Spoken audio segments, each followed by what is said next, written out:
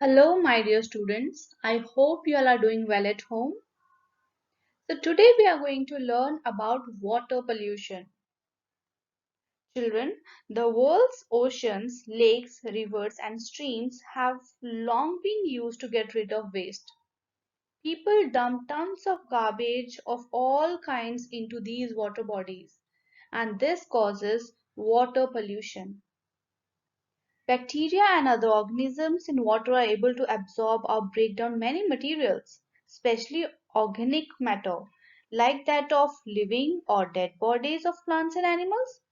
Nevertheless, materials sometimes build up in quantities great enough to affect plant and animal life in the water, and this is called water pollution. Water pollution.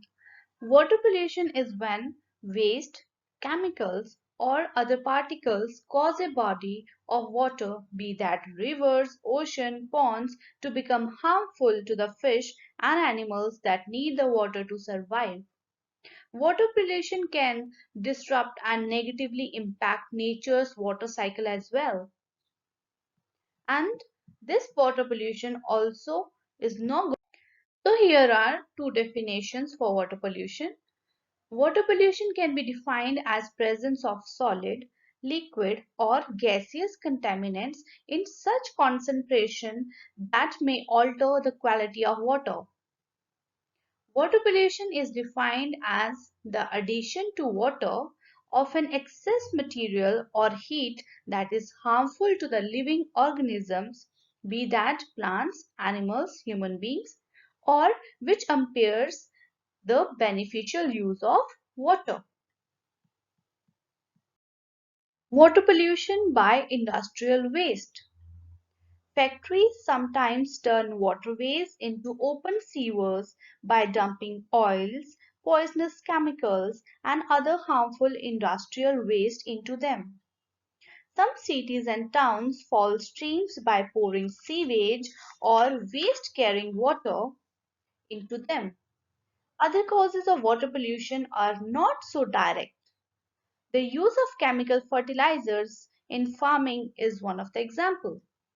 As you can see in the picture, water is being polluted because of industrial waste. Now, what is fertilizer?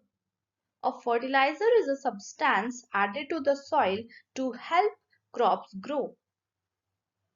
When chemical fertilizers seep into the ground, they can make the groundwater unfit for drinking, and which again causes water pollution.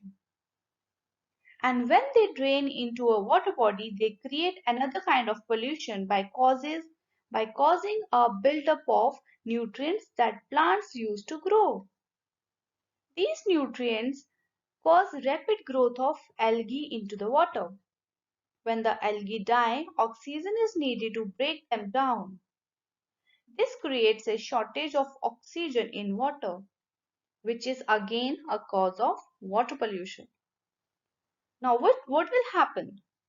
If there is shortage of oxygen into the water, fishes and other marine life will will come to an end. So this is how fertilizers are causing water pollution. Now we are going to learn about sedimentation. In this regard, we have already done an activity in which we have tried to dissolve different materials. So all the material that get dissolved into water comes into the category of solubles. And all the material that fails to dissolve in water or any liquid comes into the category of insolubles.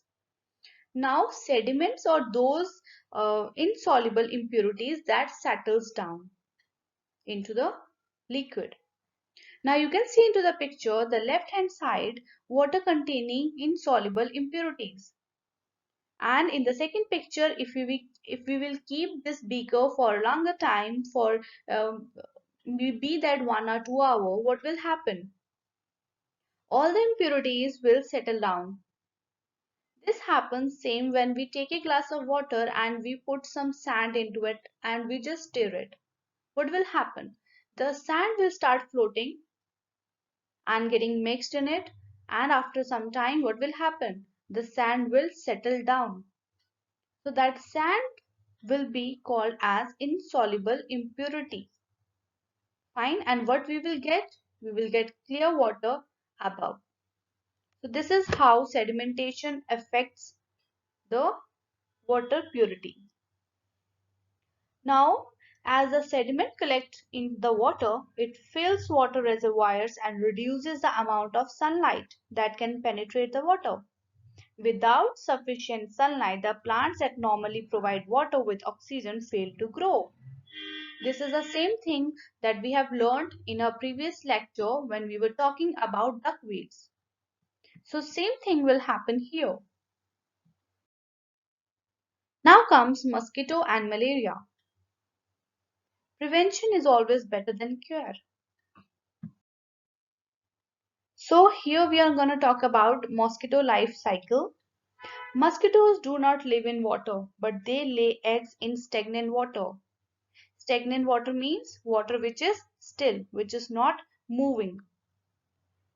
Now, stagnant water we can find in ponds, water collected in tires, buckets, uncovered tanks, drains, water coolers, etc. When a mosquito lays an egg, the egg changes into larva that floats in the water. Within a few days, the larva changes into pupa and finally turns into a new mosquito. You can see the first is egg raft, where you can see a lot of eggs. Then it will get converted into larva and then it will grow into pupa and finally an adult mosquito. Female mosquitoes need to suck warm animals or humans' blood for their eggs to develop properly. Mosquitoes carry the germs of dangerous diseases such as dengue and malaria, which, if not treated in time, can even kill a person.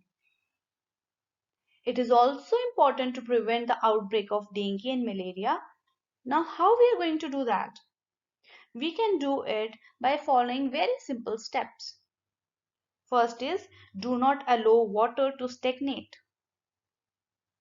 Okay, keep an eye on the various places where you find stagnant water, be that in tires, buckets, or any drainage.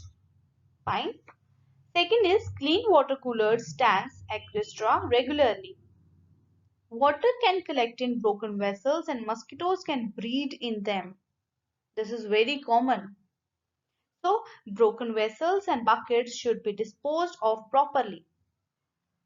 Nearby ponds and lakes should be cleaned by the government authorities regularly. So, these are few points by which we can save ourselves from dengue or malaria.